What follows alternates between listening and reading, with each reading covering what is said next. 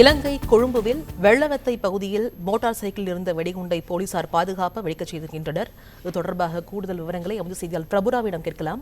பிரபுரா, இது தொடர்பான கூடுதல் விவரங்களை பதிவு செய்யுங்க.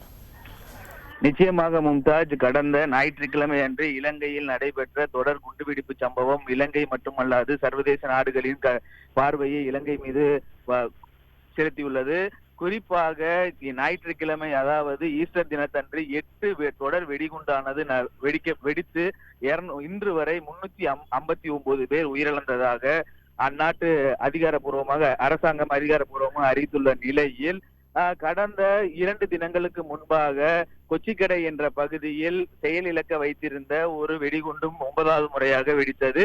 இந்நிலையில் இன்று திரையரங்கு, அதாவது கொழும்பு அருகே உள்ள வெளிச்சந்தை என்ற இடத்தில் திரையரங்கின் அருகே நிறுத்தப்பட்டிருந்த மோட்டார் சைக்கிளில் பொருத்தப்பட்டிருந்த ஒரு வெடிகுண்டானது வெடித்து சிதறியுள்ளது.